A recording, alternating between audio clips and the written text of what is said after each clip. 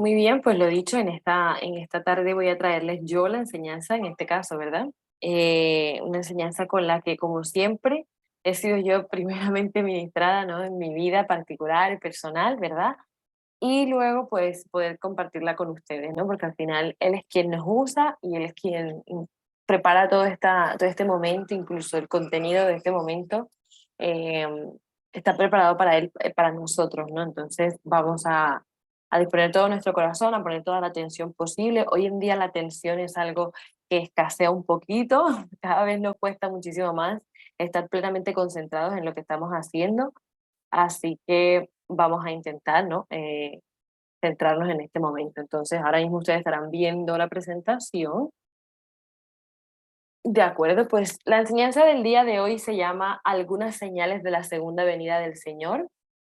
Esto lo vamos a encontrar principalmente en Tesalonicenses, segunda de Tesalonicenses 2 del 1 al 17, ¿no? Entonces yo voy a leérselas un momentito.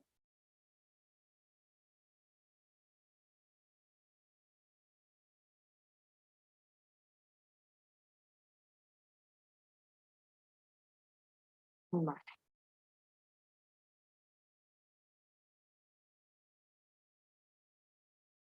Bien, pues dice segunda de Tesalonicenses, ¿no? 2, a ver, un momento, yo no me equivoqué.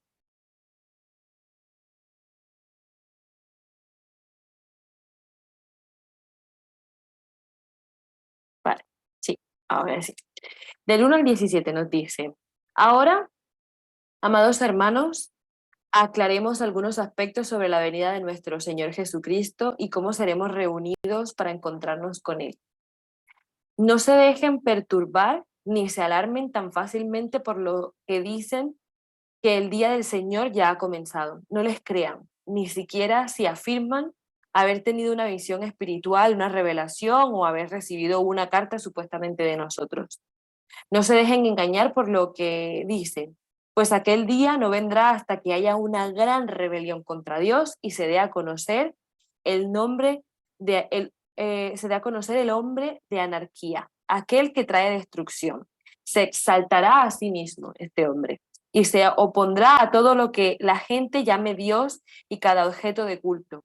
Incluso se sentará en el templo de Dios y afirmará que él mismo es Dios. ¿No se acuerdan de que les mencioné todo esto cuando estuve con ustedes? Dice Pablo, ¿no? Y ustedes saben qué es lo que lo detiene, porque solo pueden darse a conocer cuando le llegue su momento.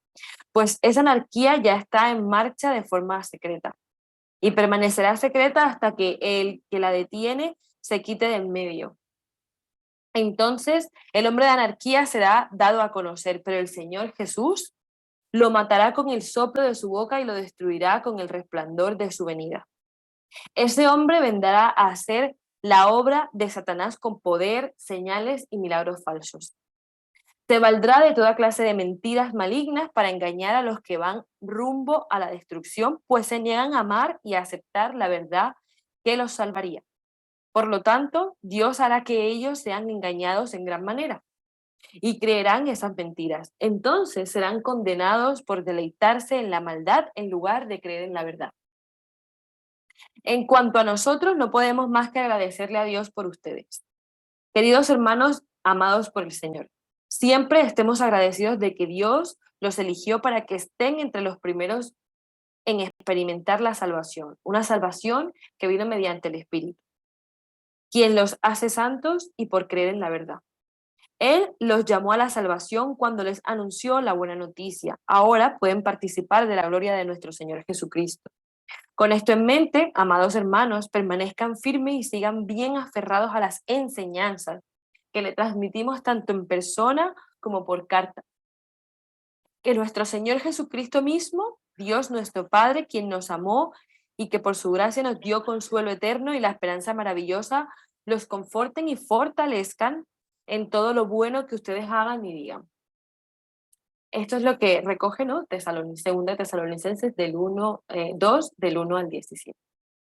Bien, como vemos dentro de este texto, vamos a hablar sobre las señales que van a preceder la segunda venida de Jesucristo.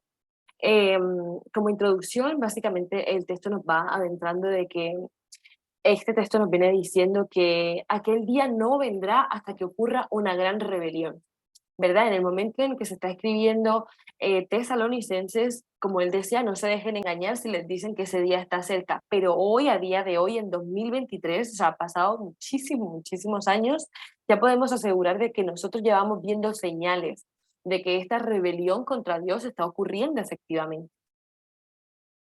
Y que vamos viendo cómo se está dando a conocer este hombre de la anarquía, o como también se conoce, el anticristo, ¿no? Aquel que, como sabemos, va a traer solo destrucción y se exaltará a sí mismo y se va a oponer a todo lo que la gente llame Dios o a cualquier objeto de culto, incluso se sentará en el templo de Dios y afirmará que él mismo es Dios. Eso, como nosotros sabemos hoy, a día de hoy, a 24 de junio de 2023, eso ya está ocurriendo, eso ya cada día es más una realidad y nosotros lo estamos presenciando, ¿no? Por lo tanto, esas últimas alertas que nos daban en el texto de Tesalonicenses, en el que nos decía que nosotros, los que sí creemos, debemos estar cada vez más alerta, eh, es efectivamente así. Somos nosotros los que ahora mismo sí podemos presenciar todo esto y que por lo tanto debemos tener nuestros ojos bien abiertos y en alerta, ¿sí? Eh, Porque debemos identificar todas estas señales, alejarnos de ella y no permitir que perviertan nuestra mente, ni nuestros oídos espirituales, ni nuestros ojos espirituales, ¿no? Ninguno de nuestros sentidos espirituales. Bien, esta rebelión contra Dios, como he dicho, la traerá el propio anticristo, que además, como dice en 2 de Tesalonicenses, está obrando de manera secreta.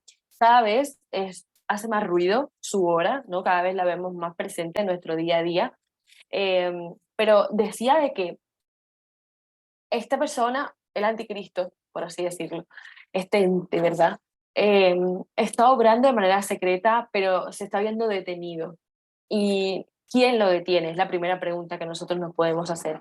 Pues quien no permite que el anticristo termine de reinar, por así decirlo, en este mundo, es el Espíritu Santo y la Iglesia, que están clamando constantemente. Y como sabemos, desde todas las iglesias ahora mismo tenemos nuestras oraciones puestas en poder combatir todas estas obras que estamos viendo ya de estas doctrinas de mentira, todas estas falsas doctrinas, ¿verdad? Que nos llevan a la confusión, que nos llevan a creer que todo lo que Dios ha diseñado, que ha sido un diseño perfecto, no lo es tanto, que podemos cambiar y alterar el destino de las personas, incluso de nosotros mismos, que podemos cambiar nuestras condiciones biológicas, que, que todo lo que la iglesia representa es algo malo, ¿verdad? Que es engañoso, al contrario, que es privación, que es restrictivo, cuando sabemos que precisamente en Cristo es donde tenemos toda la libertad, ¿verdad? Entonces, como he dicho, si hay una cosa que nosotros como iglesia, digamos, o como creyentes tenemos que tener claro, es que precisamente nuestras oraciones son los que están manteniendo de alguna manera frenado a este anticristo, pero llegará un momento en el que, como esto siga así, va a ser inevitable y será Jesucristo quien venga directamente para acabar con él, ¿verdad? Entonces, dentro de lo que cabe, aunque nosotros debemos seguir, ¿no? Hincando rodilla y poniendo, ¿no? Nuestra frente en el suelo y continuar con esta batalla espiritual, lo cierto es que quien finalmente obtendrá esa victoria absoluta va a ser Jesucristo con su segunda venida. En este caso, aquí tengo en esta diapositiva un poco para que veamos cómo ha ido evolucionando, ¿verdad? Nuestra cultura humana, por así decirlo, nuestra historia humana, posterior a Cristo, que han sido ya vamos por 2023 años, hemos ido pasando por distintas etapas donde Dios ha ido teniendo más o menos protagonismo, pero se tiene muy claro, no solo desde el punto de vista de la filosofía o de la cultura, sino también incluso dentro de la ciencia se está hablando de un antropocentrismo, ¿no? Antes teníamos a un Dios puesto como único centro, como único protagonista de nuestra vida, de nuestra cultura, de nuestro hacer diario. El ser humano no era el responsable de su destino. La fe es la que ubica en un plano superior a la razón. La finalidad de la vida era precisamente vivir cerca de Dios o obtener la eternidad, ¿verdad? Y la política estaba muy basada en la teocracia. ¿verdad? Pero hoy en día, y sabemos que principalmente desde el último siglo hasta aquí, eh, estamos viviendo un nuevo, como una reubicación de dónde está el centro de la vida de las personas. El centro de la vida de las personas son ellas mismas, es el propio ser humano como protagonista indiscutible. Un individuo que es un ser libre, que es dueño de su destino, por lo visto, que la razón es la que adquiere más bien ahora el lugar predominante, que se obtiene un bienestar humano. Ya la finalidad de la vida ya no es vivir cerca de Dios, sino cada vez está siendo más el obtener un bienestar humano a partir del éxito personal y de la felicidad, por ejemplo, ¿no? Te lo dicen así como la felicidad, como si fuera algo que tú pudieras adquirir sin más, ¿no? Y la política es un estado popular en que por lo visto se tienen en cuenta todos los posibles derechos, como así los llaman, ¿no? Y con ello se va perpetuando, digamos, este nuevo régimen que se ha ido estableciendo. Este antropocentrismo, como he dicho, no es exclusivo de la fe, o sea, no solo en el ámbito de la fe se ve, como he dicho, es un tema también cultural, es un tema también incluso que se ve en la ciencia. El ser humano ha intentado satisfacer todas sus necesidades, por ejemplo, sobreexplotando todo lo que Dios puso a administrar en la mayordomía, ¿no?, de la tierra, pero en lugar de cuidar de ella, lo único que ha hecho ha sido buscar, como aquí se dice, ¿no?, el éxito personal y el bienestar, y en pos de eso ha ido, por ejemplo, acabando con entornos naturales, ¿verdad?, con recursos. Entonces, como he dicho, ese antropocentrismo lo hemos visto desde el último siglo hasta ahora, y continuamos más o menos en esa línea. Por lo tanto, para nosotros los signos de que un anticristo ha venido obrando en secreto y que cada vez se está manifestando más es más que palpable. Nuestro primer punto de la enseñanza se llama la revelación del anticristo, ¿vale? ¿Qué señales o qué indicios vamos a ver, verdad, de este anticristo, de cómo se nos viene revelando? Por ejemplo, vamos a ver una apostasía, que es el abandono general de la verdad de Dios.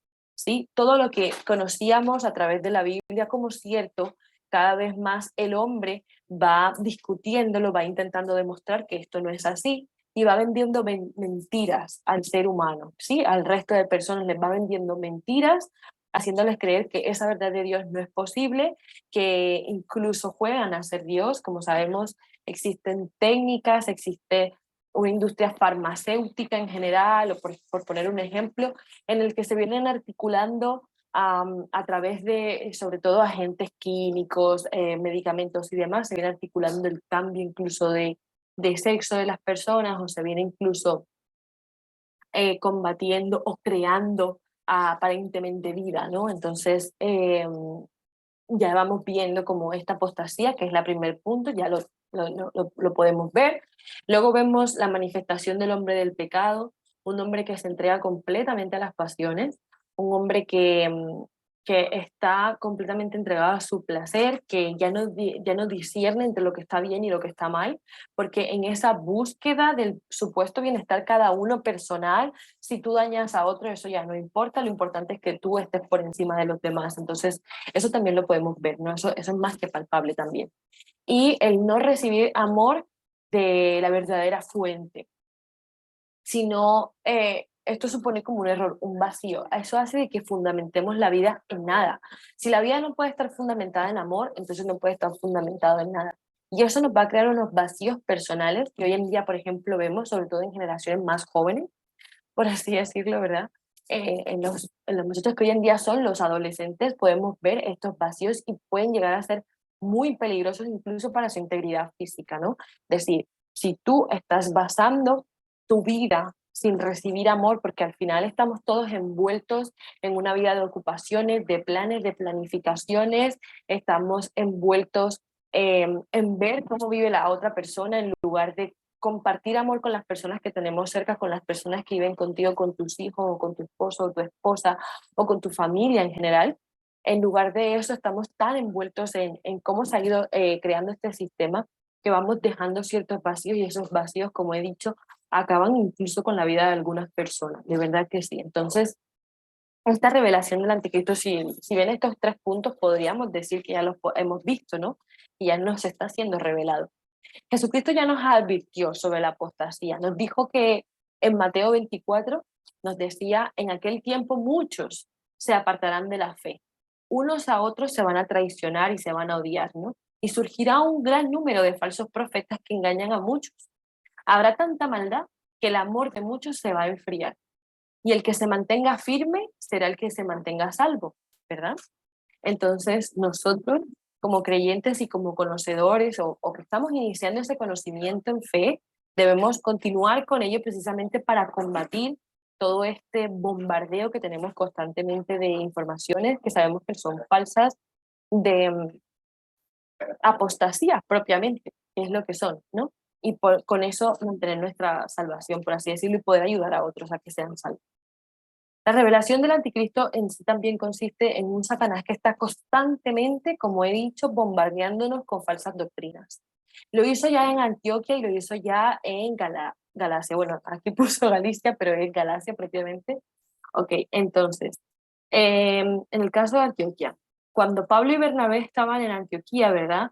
De Siria, llegaron unos hombres de Judea y comenzaron a enseñarles a los creyentes que a menos que se circunciden como exige la ley de Moisés, no podrían ser salvos. Pero como sabíamos, con el nuevo pacto que habíamos hecho con Jesucristo, esto ya no era así. Con el hecho de que tú reconocieras a Jesucristo como tu Señor y Salvador, bastaba para ser salvos. Entonces vemos cómo efectivamente incluso posterior a la muerte de Jesús, incluso ya antes ya habían empezado a haber falsas doctrinas, falsas afirmaciones o creencias que se estaban intentando establecer entre la gente y que cada vez menos personas fueran falsos, porque al final la misión de Satanás es que cuanto menos personas sean salvados, mejor para él, ¿no? En Corintios 2:11 también vemos que para que Satanás nos dice, para que Satanás no se aproveche de nosotros, debemos conocer sus maquinaciones malignas. Entonces, cuanto antes aceptes que todas estas cosas están ocurriendo y que todas estas cosas pueden estar en tu entorno y que pueden estar ocurriendo y tú quizás no le estás prestando atención, cuanto antes lo reconozcas y puedas verlo, es mejor. Porque conocer las herramientas con las que algo o alguien te ataca, te previene ese ataque. Entonces es importante, por eso, saber la revelación del anticristo o conocer las señales antes de la segunda venida de Cristo. Por ejemplo, como he dicho, en Galacia, que no es Galicia, decía en Galatas 1, se decía, me asombra que tan pronto estén dejando ustedes a quien los llamó por la gracia de Cristo para pasarse a otro evangelio. No es que haya otro evangelio, sino que ciertos individuos están sembrando confusión entre ustedes y quieren tergiversar el evangelio de Cristo. ¿Cómo nosotros podemos enfrentarnos a esto, ¿sí? A el hecho de que el Evangelio de Cristo pueda ser tergiversado, ¿no? Que pueda ser trastocado, que pueda ser pervertido, por así decirlo, y que nos intenten engañar. Nosotros para eso debemos mantener una constancia en la búsqueda de la verdad y en la lectura de la palabra para prevenir este tipo de cosas. Precisamente esta cultura que hemos hablado del antropocentrismo que estamos viviendo recientemente, ¿no? Bueno, del último siglo para acá, es verdad que se puede considerar reciente o no, porque son 100 y pico de años ya, casi 123 años aproximadamente, ¿no? Vemos como sobre todo en estos últimos 23 años, desde el 2000 para acá, es cuando ha habido como una celeridad en esa muestra de señales. Como he dicho, una de las señales o de revelación del anticristo es la falta de amor o la falta de identidad propiamente, porque al final cuando uno tiene falta de amor es porque tú no terminas de reconocer o de aceptar la idea de que Cristo ya te amó, que Cristo es quien te justifica y quien te valida. Y cuando tu identidad no está puesta en Él, puedes verte inmerso en este tipo de problemas que son como problemas como muy de actualidad, que vemos en otras personas, como he dicho, sobre todo en generaciones más jóvenes, pero bueno, eso no nos exime al resto, o bueno, en caso de que yo no me considere joven, pero no nos exime al resto de vernos inmersos en esto. ¿Qué tipo de problemas suelen ser? Problemas de identidad de género, por ejemplo, algo tan elemental como eso. ¿Qué género es el mío? Si soy mujer o soy hombre. Ya vemos de que tan fuertes son las mentiras diseñadas por este anticristo o por Satanás en sí mismo, ¿verdad? Son tan fuertes estas mentiras que pueden llegar a cuestionarnos cuál es nuestro género. Luego incluso la búsqueda de la propia identidad en general. ¿Quién soy? ¿Qué hago? ¿Verdad? Porque no porque yo no puedo ser lo que yo hago, es decir, aquello a lo que yo me dedico no puede ser toda mi identidad, porque el día que a mí me vaya bien, entonces estaré orgulloso, pero el día en que a mí me vaya mal, si mi identidad se basa en lo que yo hago, el día que a mí me vaya mal, voy a sentirme completamente decepcionada de mí misma y no voy a sentir ni siquiera motivación, ¿verdad?, para continuar con mi día a día o para continuar incluso con mi vida, que estos son problemas que se ven. Luego otro problema también muy frecuente que vemos es la búsqueda de validación, como vemos en el caso de la chica con el teléfono móvil, ¿verdad? Esa búsqueda constante de validación, tú ya eres más que válido y valioso, eres una joya preciosa por Cristo Jesús, ¿verdad? Eres alguien que para Él ha sido importante, tan importante que Él se sacrificó por ti en una cruz, ¿verdad? Entonces, si nosotros, como he dicho, si no tenemos nuestra identidad fundamentada en Cristo, podemos estar buscando esta validación en otros, podemos estar viviendo una vida que quizás no nos pertenece o podemos estar viviendo una vida que solo será válida en función del número de likes, ¿no? O de compartir o de lo que sea que consigo a través, por ejemplo, de las redes sociales. Por lo tanto, eso me puede crear un vacío a mí al final del día que puede hacerme tremendamente infeliz, ¿no? Bien, entonces, como he dicho, no olvidemos que nosotros todo esto lo podemos combatir con la búsqueda de la verdad, sobre todo en la palabra de Dios, porque Cristo es el mismo ayer, hoy y siempre. Y precisamente en Hebreos 13, del 8 al 9, nos dice esto, dice, Jesucristo es el mismo ayer, hoy y siempre, así que no se dejen cautivar por ideas nuevas o extrañas. Su fortaleza espiritual proviene de la gracia de Dios y no depende de las reglas sobre, dice alimentos, pero realmente es como sobre las cosas del día a día, ¿verdad? Que no le sirven a quien las siguen, porque incluso quien abraza estas ideas nuevas y extrañas, quien abraza esta validación, um, a través de los me gustas, por ejemplo, a través de las redes sociales, luego son personas que te dicen abiertamente, pues yo no soy feliz, o yo a pesar de tener todo esto, pues no considero que mi vida esté llena o que tenga un propósito en la vida, ¿verdad? Entonces, como he dicho, nosotros tenemos que tener muy claro, por lo tanto, de que Jesucristo es el mismo y siempre que la palabra de Dios está viva, que así como se escribió hoy en día es igualmente aplicable y que en lo que ella no esté recogido no es una verdad y punto. Y no tenemos por qué pensar que se nos va a ser revelada una cosa distinta a lo que está en su propia palabra, ¿no? Bien, el segundo punto de nuestra enseñanza en este caso entonces sería 3 fases de la segunda venida. ¿Qué 3 fases va a requerir esta segunda venida o va a completar el proceso de la segunda venida? Por un lado vamos a tener una epifanía, ¿no? Veremos el resplandor de su gloria. Nos dicen en Mateo 24:30, y entonces por fin aparecerá en los cielos la señal de que el Hijo del Hombre viene y habrá un profundo lamento entre todos los pueblos de la tierra. Verán al Hijo del Hombre venir sobre las nubes del cielo con poder y gran gloria. Entonces vamos a ver eso, vamos a poder presenciarlo y esta será como una primera fase de la venida de Jesucristo, ¿verdad?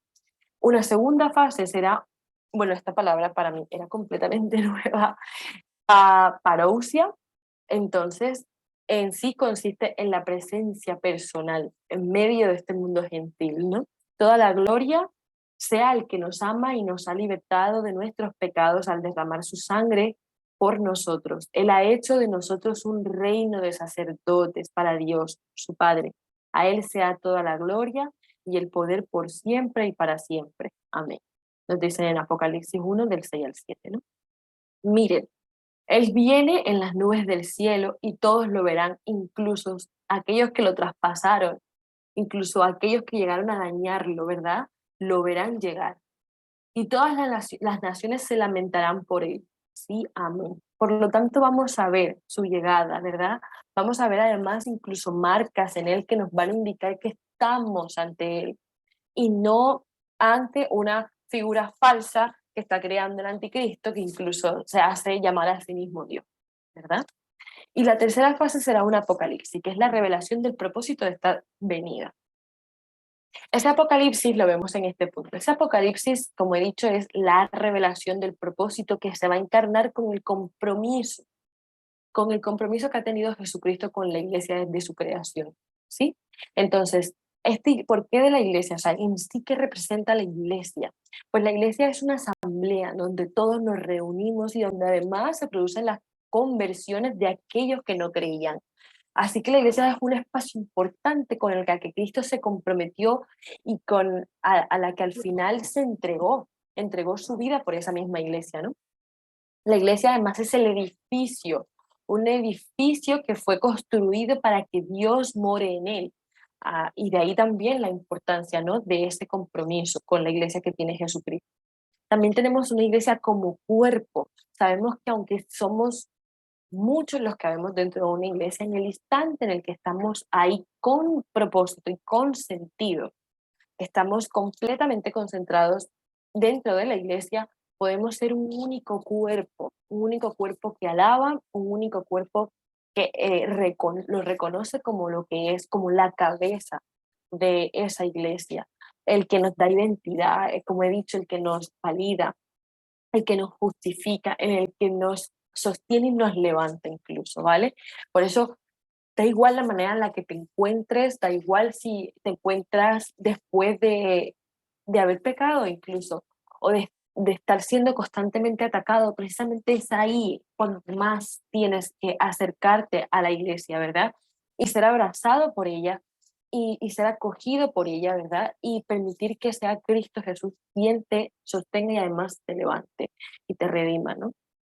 La iglesia también es de alguna manera como una esposa para Cristo, pues participa de su prestigio. Las iglesias tienen por política y por visión y por razón de ser compartir ese evangelio que Jesucristo nos dejó, ¿verdad?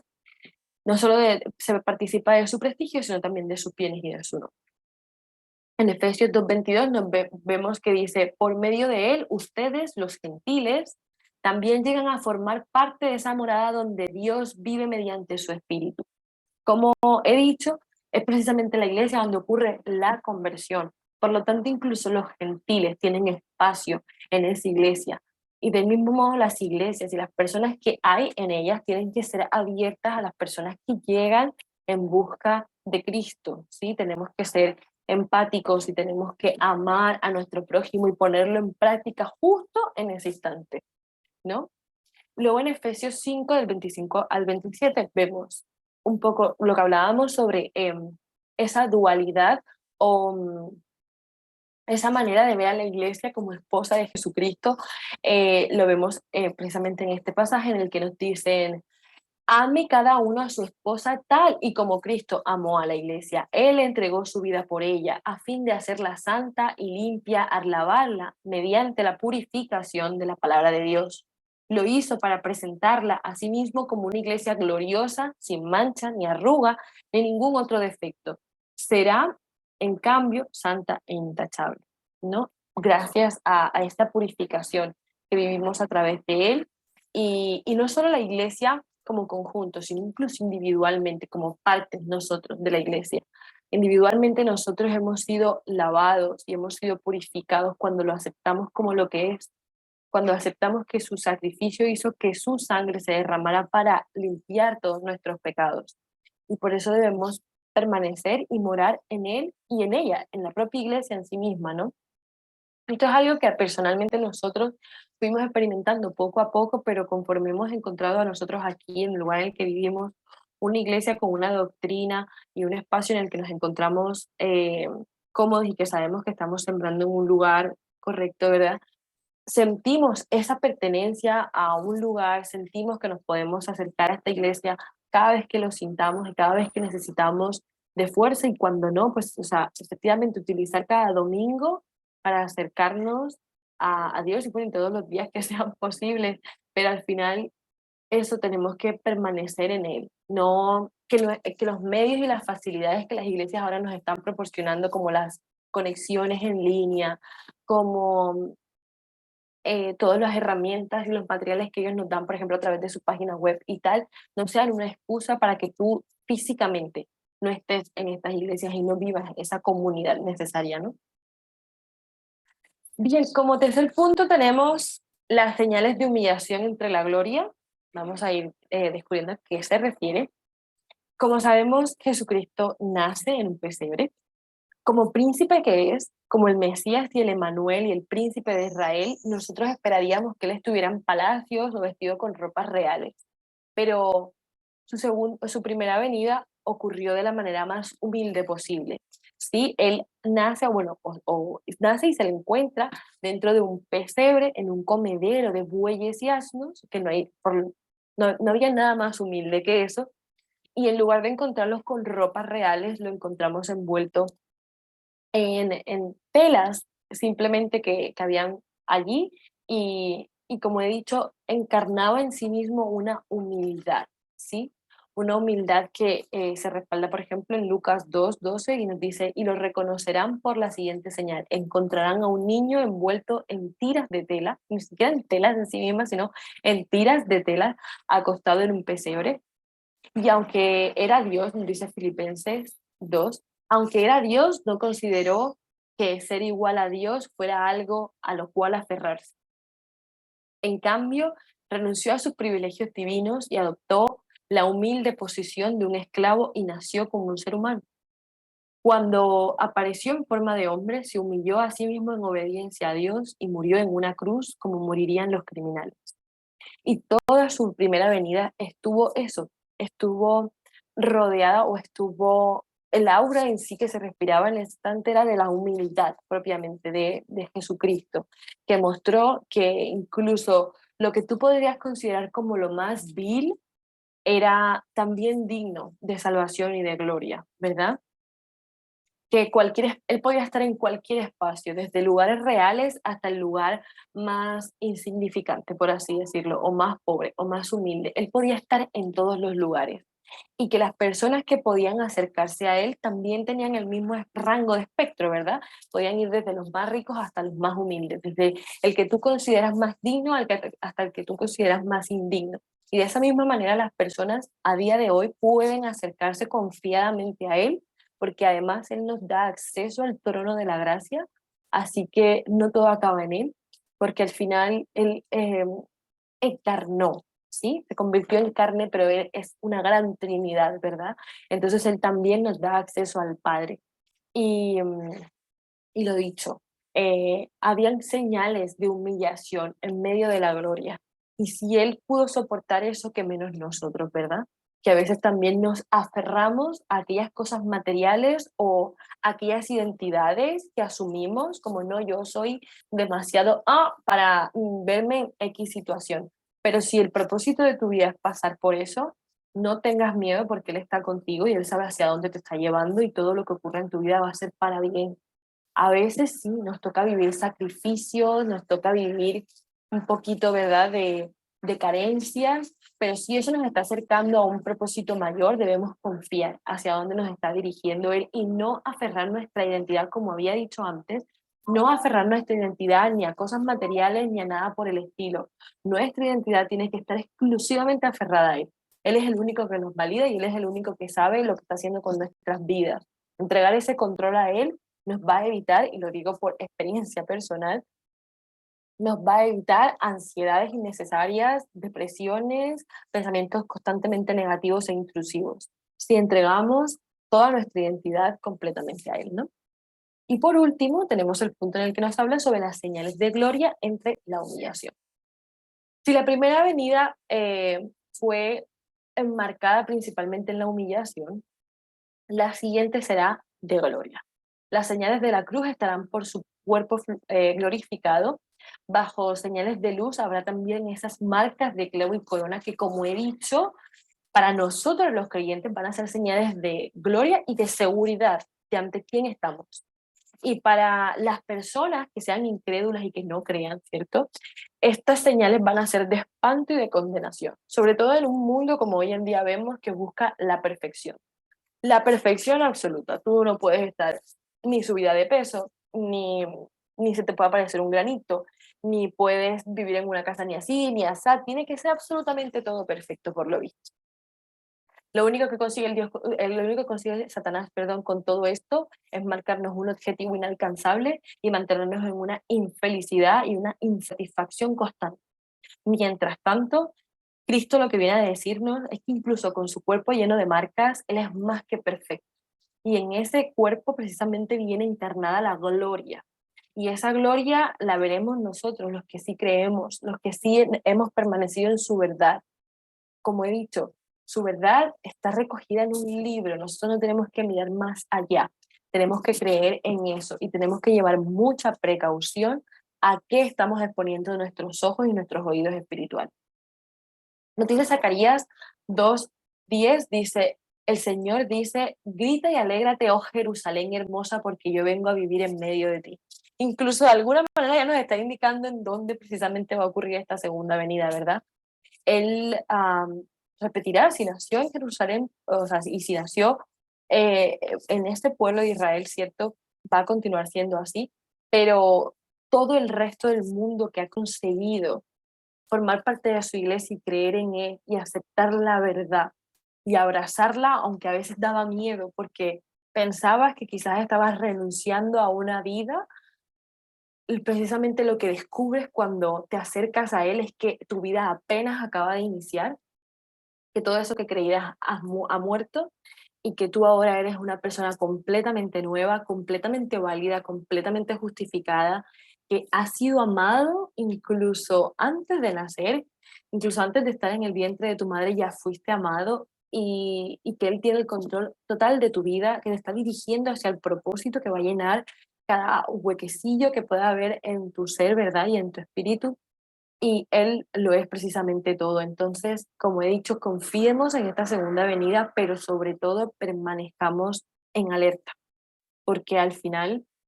no queremos el rechazo de la sociedad, pero sabemos perfectamente que lo que en esa sociedad se está viviendo no es la verdad, es un espacio lleno de mentiras y es un espacio que está articulado precisamente para engañarte, para hacerte mal, para hacerte sentir muy, muy, muy mal. Entonces, todo lo que tú sientas de esa manera tienes que saber que no viene de Dios y que debes aferrarte precisamente a su verdad, refugiarte en su palabra, en sus alabanzas, refugiarte en la comunidad que tengas o que puedas crear dentro de una iglesia y en ella podrás apoyarte y no sentirte de esa manera, ¿no? Entonces, básicamente esa era la enseñanza que yo traía para hoy. Eh, Espero que haya llegado a sus corazones, que en este caso yo simplemente estoy siendo usada precisamente por Él y que toda la gloria y toda la honra sea precisamente para Él. Así que muchísimas gracias por su atención. Voy a cortar aquí la grabación y entonces podemos escuchar una alabanza, ¿de acuerdo?